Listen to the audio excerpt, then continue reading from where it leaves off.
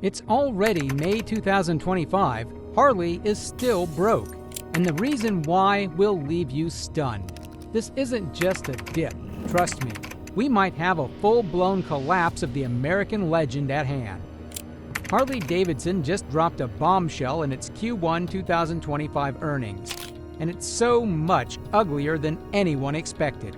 Net income down 46% year over year. Global bike shipments slashed by nearly 30,000 units this time, and Wall Street in full panic mode. Harley's stock lost over 40% of its value over the past 4 months alone. You know you've seen this happen before, but how many of you thought it would get this intense before Q2 even ended?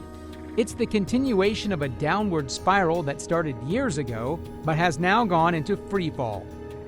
We know dealers are seeing the effects firsthand. Showrooms are full, but it's not because bikes are flying off the shelves, it's because they're not moving at all. Some dealers have reported 0 unit sales for entire weeks. Surprisingly, even the American Iron Brotherhood is holding back, either because of price hikes, a lack of financing options, or growing doubts about the company's direction. By now, it's clearly more about confidence than numbers, and when both riders and investors start to lose faith in a brand like Harley-Davidson, that's not bad business, that's an existential crisis. Recent findings tell us that Harley's biggest mistake was self-inflicted, and here's why. Let us take a look. Back in 2023, Harley made a bold move, or at least what they thought was bold. They spun off LiveWire as a separate electric motorcycle brand and bet big on the future of EVs.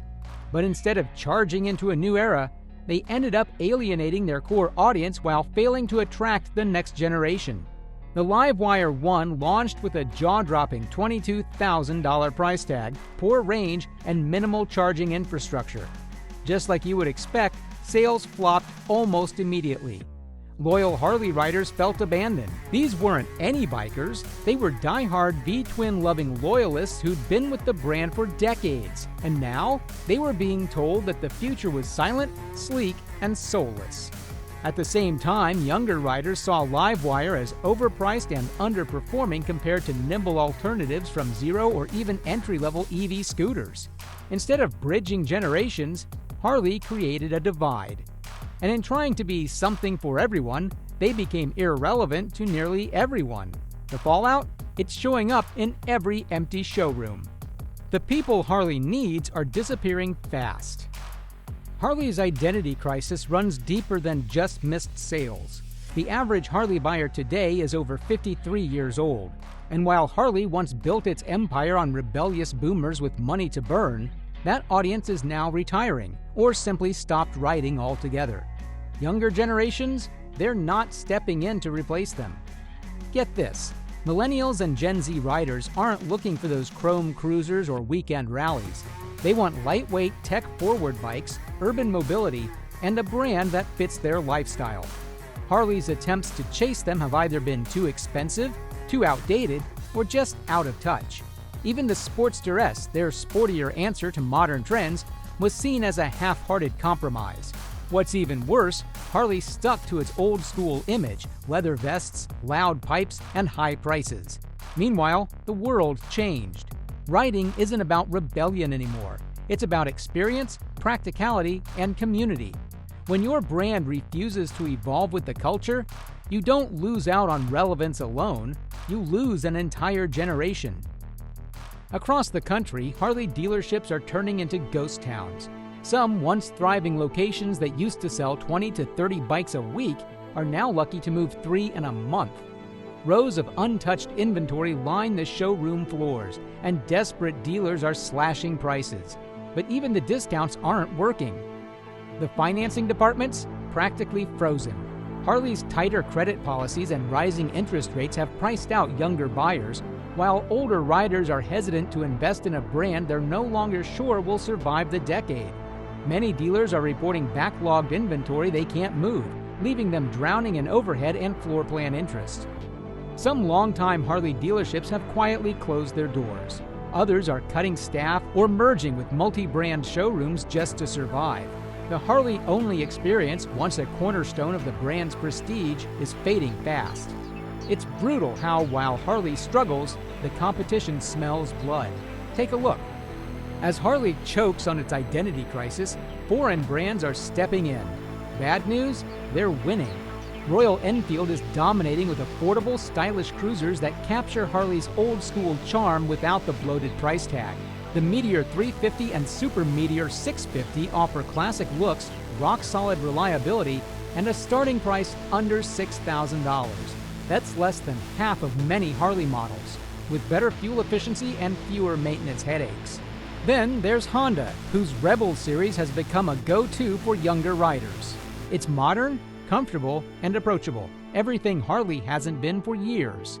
And let's not forget the rise of Chinese manufacturers like CFMoto and Benda, pushing into global markets with decent build quality, aggressive pricing, and bold designs. These foreign competitors aren't eating Harley's lunch. Hell, they're taking the whole damn table. They've figured out what modern riders want: value, accessibility, and technology. While Harley clings to nostalgia, these brands are building the future, one new rider at a time. And the numbers are proving it. And behind closed doors, the cuts get brutal. While Harley's public face stays polished, the internal damage is quietly piling up. In the past 6 months, hundreds of employees have been let go. But you won't find press releases about it.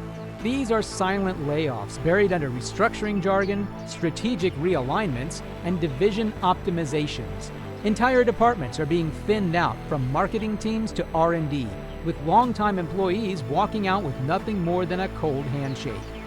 At Harley's Milwaukee headquarters, sources report empty cubicles, delayed projects, and growing paranoia among staff.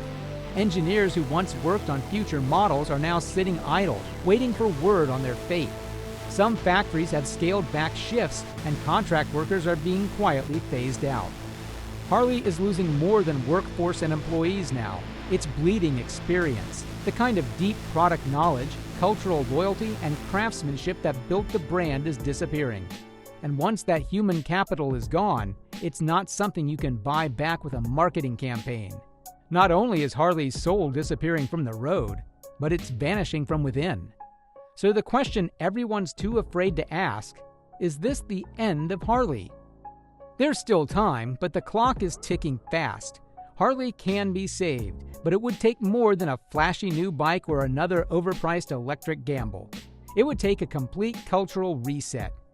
First, Harley needs to reconnect with real riders, the working-class, wrench-turning loyalists who built this brand from the ground up. Strip away the bloated pricing, the corporate gloss, the forced innovation, and bring back soulful, simple machines that are affordable and authentic. Second, Harley has to stop pretending it's a tech company and start building motorcycles people actually want to ride.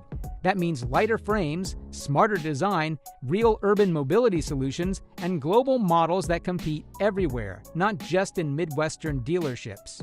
And finally, it needs to rebuild trust with riders, with dealers, and with its own workforce. The spirit of Harley isn't dead, but it's buried under years of bad decisions, branding confusion, and boardroom detachment. This isn't about saving a company, it's about preserving a legacy. And if Harley doesn't act now, then what's coming isn't a revival, it's a requiem. If Harley doesn't reinvent itself fast, 2025 could be the year it flatlines. And let's face it, Harley is losing more than just money. It's losing meaning. So here's the real question.